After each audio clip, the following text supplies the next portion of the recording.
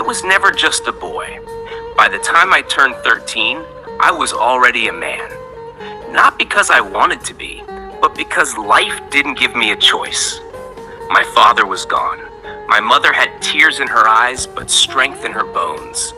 And my siblings, they were too young to understand that the world outside wasn't kind to people like us. I picked up my first paintbrush, not for art, not for fun, but for bread.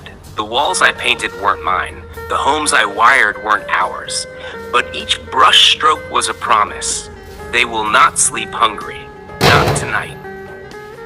Every morning, I left before the sun rose, with paint-stained clothes, a rusted ladder, and hope in my pocket. I worked under the sun. I climbed, I cleaned, I wired, I painted. I fell, I bled, I burned my fingers on exposed wires and inhaled fumes that made my head spin. But I smiled through it all, because my family had no one else. They called me the man of the house, but sometimes I just wanted to cry like a child.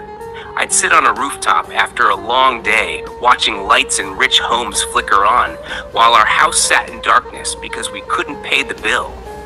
Still, I wired those homes. I gave them light, while my own soul lived in shadows. People passed me by like I was invisible. To them, I was just another laborer, a kid with cracked hands and a dusty face. But they didn't see what I carried. They didn't see the responsibility weighing down my shoulders like bricks. They didn't know I skipped meals so my little brother could have milk. They didn't know I wore the same shoes for 4 years, not because I didn't want new ones, but because my sister needed school books. And then, I met her. She had kind eyes. She didn't look at me like the others did. She saw me.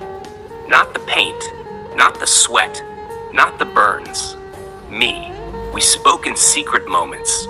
She asked about my dreams, and for a moment I remembered I had some. But I told her the truth. I have nothing. No car, no apartment, not even time. She smiled. But you have a heart and hands that build. That's everything. I wanted to hold her hand forever, but how could I give love when I had no stability? Her brother found out. He didn't scream. He didn't threaten me. He looked me in the eyes and said, "If you love her, prove it.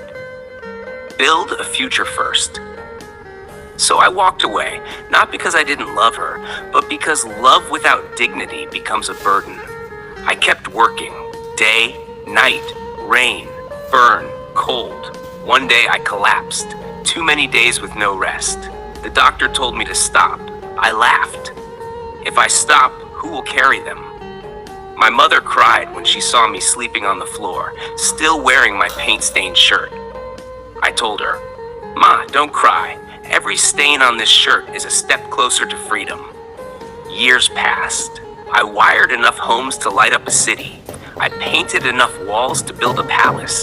But still, I live in a rented room, sharing dreams with cracked ceilings.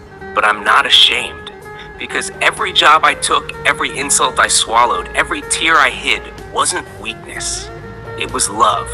Now, I speak to you, not as a hero, not as a success story, but as a man made of scars, sweat, and silent victories.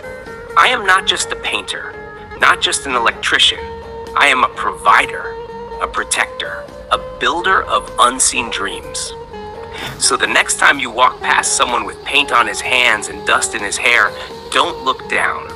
He might be carrying an entire family on his back. Final line. My hands are tired, but my soul is proud. Because I built something greater than riches, I built dignity.